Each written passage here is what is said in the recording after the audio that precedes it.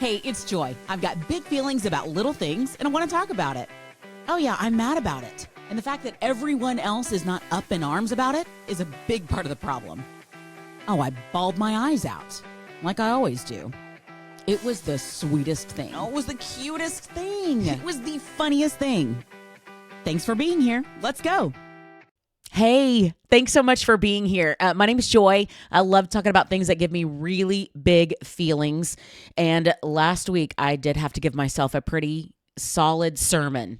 Did a little come to Jesus meeting with myself and just had you join me about just letting good enough be good enough so that I don't take that turn into pushing to make it better and make it better, or putting these expectations on myself makes me hate the whole thing, even if I love how it turned out.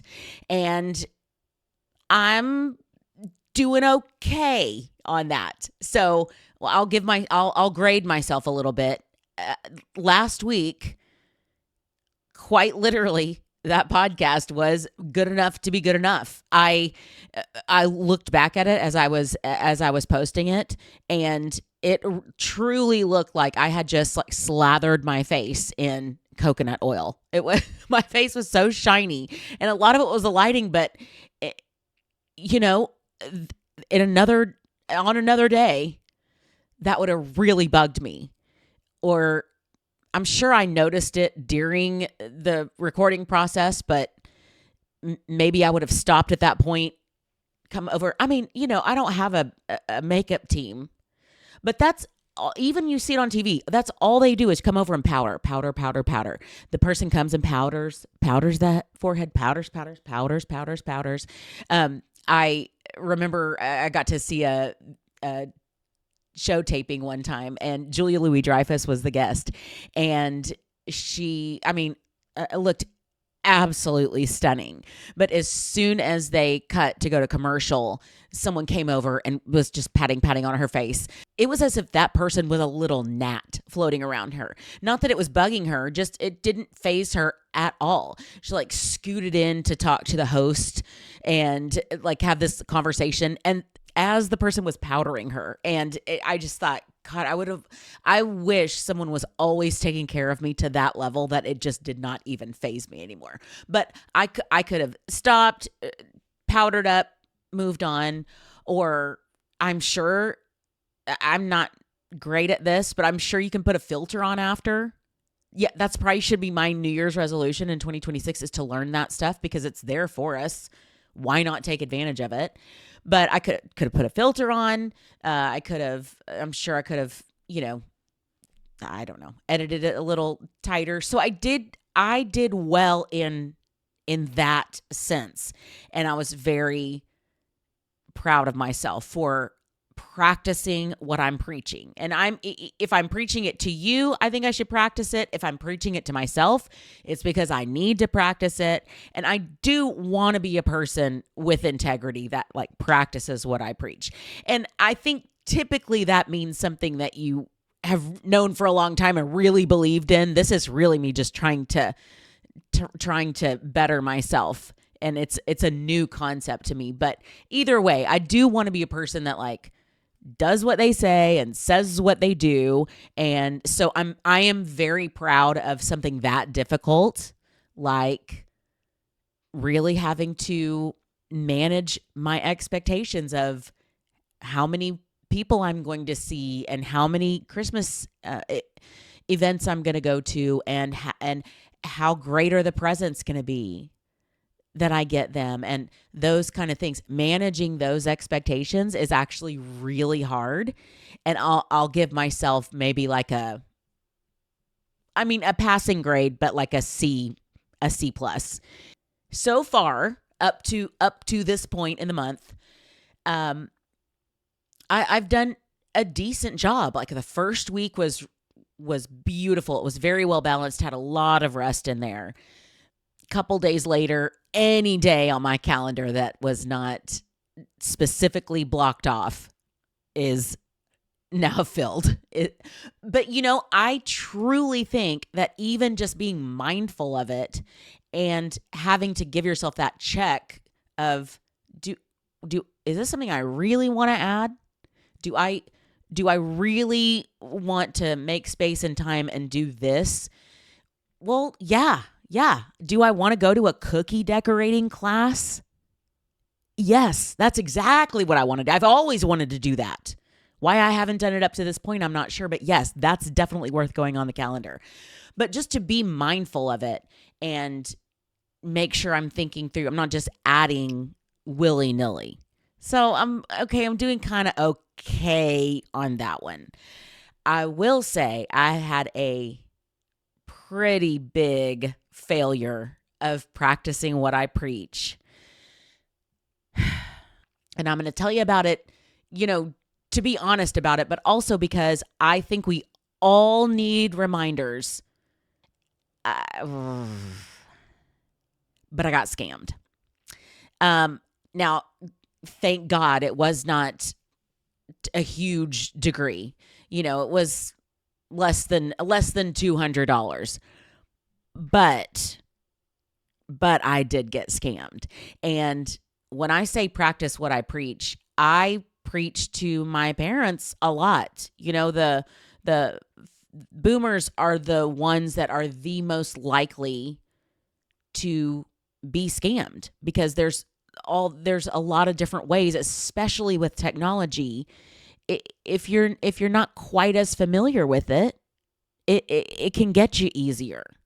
And at work, my organization does a lot of trying to teach us the safety, teach us how to not fall for phishing scams. Phishing is spelled with a PH instead of an F. It's called phishing. It's like the hackers or the thieves or whoever are kind of putting out some bait, seeing who might bite. So they'll send out a text or send out an email to see if anybody's like clicking to see what's going on or buys into what they're saying. Oh, your package is caught at the warehouse. Click this and pay, $50 to make sure we release your package, or your whatever account is your card didn't go through. You're in arrears. Now you gotta. No one's gonna say arrears, but you're behind and you gotta. They make it this something that seems almost believable. Like of course we have that account, or of course we bought that at one time, or of course, they send this stuff out constantly. And there's a lot of tells, but I'll tell you, some are way easier to spot than others. And sometimes something will come through and I'm like, dang, that looks real. And I'm honestly not sure. Well, I preach those types of things to my parents all the time. If something is misspelled, if the capitalization is not there, if they are talking to you like not professionally, like, oh, yes, nice ma'am, or something like that. If they're saying something that's not looking like a professional email would be. Honestly, almost anything from a bank ever, it's just, that's not it. You don't deal with that at all, and contact your bank separately if you have any questions. Any link that they want you to click and open, don't do that. That also means don't click on a video. That also means don't click on a picture. All those are links. Don't click on that stuff because that's them phishing, trying to get you to come to them and to give you your information. If anybody asks you about your information, any banking information, where you bank, what your PIN is, what kind of accounts you have, absolutely not. Credit cards, anything. No one legit is going to call you and ask you for that stuff. And I tell my mom all the time, well, just check with us. And honestly, she's great about it. She will take a screenshot of something and send it to my sister and me on a group text and say, is this a scam? And you know what? I cannot appreciate that anymore. I love that she does that because, number one, it lets me know she's aware that could be happening. If you are so positive you're never going to fall for it, that's way scarier to me than at least knowing, sometimes I can't tell. And if your parent or your loved one or your hopefully aunt, because someone's going to have to do this for me one day, if your person asks anything like that or has maybe gotten into a conversation with somebody that is suspicious and we need to probably stop, if any of that stuff, please be kind to that person and do not shame them or make fun of them. You doing that puts up a wall between the two of you, and it makes that person less likely to come to you now because they don't want to get made fun of and they don't want to be embarrassed. Be kind and don't be, I can't believe you fell for that. What are you doing? Stop doing that. That is not a way to ingratiate yourself into someone that needs your help. So I highly encourage us to keep having these conversations.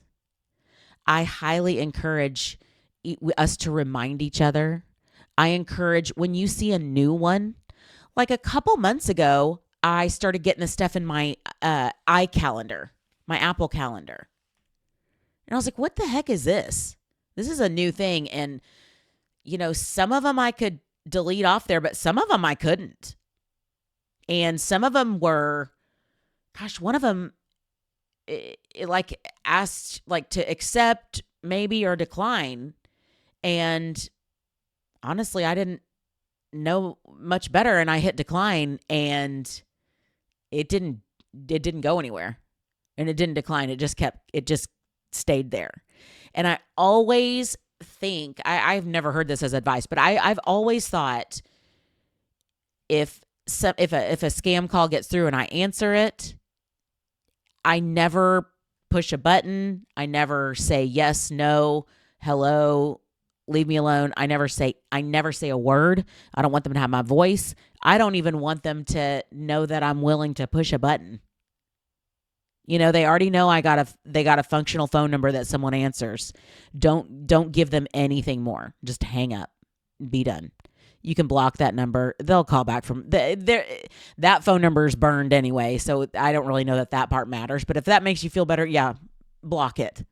Because I will, go ahead and block it. Because you know what? Just because I said that, they're like, we'll call back on that same number. And then, no, I would be real mad if I fell for that. So just block it. Also, it feels good to block somebody. Oh, it feels good to block somebody. Even if it doesn't really work. It's like, it's just a satisfying feeling, I was at a Botox party the other day, and someone that was there who I know, she's very smart. Her husband's very smart. They're both successful. They are buying a new house, and I can't remember if it actually went through, but they sent the entire cost of the house to a scammer. And somehow the scammer really, really did an excellent job of convincing them that it was the I don't even know the details because I haven't bought a house, but it seemed like, oh, this is the time for us to send the money over. And it was not to any person that was really involved. And I've heard that from 3 other people. So it's not just if you're older, not just if you're not savvy, not just if this is all they do all day long, 24 hours a day is, and it's not just one of them, it's a ton of them. It's like rings of these people. And they use what they learn from every person to do a better job on the next person. And they've hit a bunch of us. So they have a lot of information. They've got a lot of tools and tricks. They have a lot of ways to try to keep you from telling someone else about it. That way, because they know they'll start to get found out. So if anybody is telling you, this is a good one for kids too. If anyone is saying you cannot tell anyone this, That is a huge sign that you need to tell someone. If someone is saying you can't tell anybody about this, let that be your notice. Something is wrong here. Because having something that's private is one thing, having something that's not for everybody to know, but specifically saying one adult to another, or an adult to a child, or anyone to anyone else, you cannot tell anyone about this, that's because there's something to hide. And they'll try to put that shame on you, not on them, but do not fall for that. So as I'm saying all this, I really believe all these things. I really encourage us to talk more about it. And my last thing is to trust your gut. Now, that one is the hardest one for me because I've talked myself out of my gut talking so many times over the years. But that's the one that really got me when I got scammed. I got scammed at the airport in New York. I had just asked a friend of mine, like, hey, where are we now kind of in the world up there? Like, is Uber and Lyft the way to go, or is the taxi the way to go? Because, over time, as that relationship has like come and gone, there's sometimes one is way more expensive. Sometimes is way more available. Sometimes one, so I was just kind of curious, like, what are people doing now? And she's like, yeah, I mean, there's either way is a kind of a good way to go, but do a cab. So when I got there, my friend and I were walking toward getting a lift.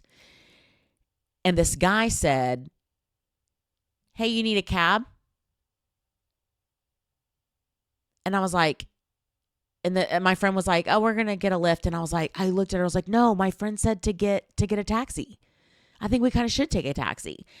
And we asked, how much will it be to get to Midtown? And it'll be probably this and blah, blah, blah. Okay, great. And we get in a cab, and the only thing I noticed is like, oh, the guy that was out offering was not the guy that was driving the car. And there's a little something in me that was like, that's interesting. That doesn't seem, I didn't know there's like ever a person marketing for the cabs, and you usually have to go to a taxi line. There's like a spot where you line up in a row. So it's your turn next, your turn next, your turn next. And so we got in the car, and I was like, that's a little interesting, but okay. And my friend and I had not seen each other in a long time, so we were catching up. Toward, maybe about 3/4 of the way in, I was like, I am very curious at what this is going to cost, like, I wonder how close to their estimate this is going to be. When the time comes, he quotes double what the guy in the airport had told us. And I said, I'm sorry, what? No, the guy said it was whatever. And he goes, it doesn't work like that. I mean, you got to do it by the mileage. I'm like, then why did he even say that? I was like, this is such a scam. I said out loud, I was like, this is such a scam. And I'm not good at confrontation at all. I'm not very bold in those situations. I don't know what to say. I don't feel comfortable doing that. But I also just kind of don't know how to do it. Like there are people that are just born to know exactly what to say in a moment like that, and know exactly how to argue and how to, I mean, they're lawyers. That's what they do. Like, but I am not good at that, and I don't ever know what to say. But I just said that this is such a scam. Like this is not okay. And I made the driver call the guy that I talked to in the airport. And he, had all these different excuses and all this blah, blah, blah, blah, blah. And I was like, well, that's not true. And that's not true. And so I negotiated with him down to probably like 150% of what he quoted. So it was more, not a ton, not double, not over double. And I paid him, and I was just so embarrassed. I was so embarrassed. Like there were red flags everywhere. It's hard. It's scary, and it can happen. So thank you for letting me share. I feel sad about my failure, but I'm also grateful. You know, maybe it's good. Maybe it's good to happen every once in a while. Keep me sharp. Like, okay, yeah, this is real. People are doing this all the time, all over the place. And especially when something's different, you need to probably be a little bit more on guard. But thank you for letting me share that. I really appreciate it. I'm going to be more vigilant. I encourage you to. And please, be kind to the people in your life that are doing the best we can. And be kind, and let's keep these conversations out in the open. Thanks for listening to Little Things, Big Feelings with Joy Delaney. I'm James, the producer, editor, director, and executive producer. Follow Joy on socials at Joy Delaney Cox on Instagram, Facebook, and TikTok. Honestly, forget TikTok. I don't even know how to use it You don't anyway. know how to use it anyway. James? Follow Joy on socials at Joy Delaney Cox on Instagram and Facebook. See you next week.